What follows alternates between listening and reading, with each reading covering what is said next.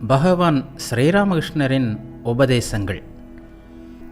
பக்தர்கள், அதாவது உலகியல் மனிதர்கள், எந்த வழியிலும் விழிப்புணர்வு பெறுவதில்லை. எத்தனை துன்பங்கள், எத்தனை அதிர்ச்சிகள், எத்தனை ஆபத்துகள், எனினும் அவர்களுக்கு புத்தி வருவதில்லை. ஒட்டகம் முட்செடியை விரும்பி தின்கிறது. தின்னும்போது வாயிலிருந்து இரத்தம் பீரிடுகிறது. இருந்தாலும் அது முட்செடியை தான் தின்னும், விடாது.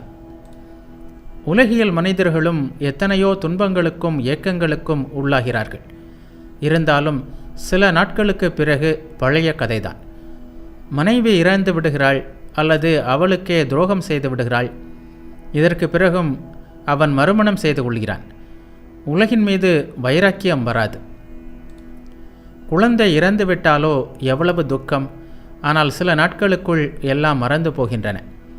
குழந்தையை இறந்த தாயே சில நாட்களுக்கு பிறகு தலையை வாரிக்கொள்கிறாள், நகைகளை போட்டுக்கொள்கிறாள்.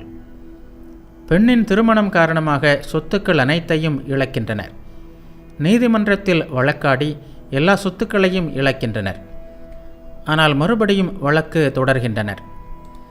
சில வேளைகளில் உலகில் மனிதனின் நிலைமை எலியை பிடித்த பாம்பின் நிலைமையாக உள்ளது. விழுங்கவும் முடிவதில்லை, விடவும் முடிவதில்லை.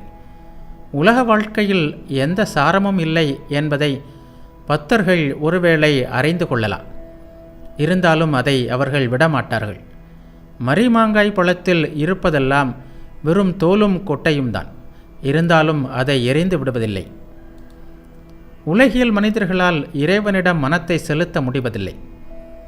கேசவரின் உறவினர் ஒருவரை கண்டேன். 50 வயது இருக்கும். சீட்டு ஆடுகிறார். இறைவனின் திருநாமத்தை சொல்ல இன்னும் வேலை வரவில்லை போலும். உலகியல் மனிதனை அறிந்து கொள்வதற்கு மற்றுமோர் அடையாளமும் இருக்கிறது. அவனை உலகியல் வாழ்க்கையிலிருந்து பிரித்து நல்ல இடத்தில் வைத்தால் ஏக்கத்தால் செத்தே போவான்.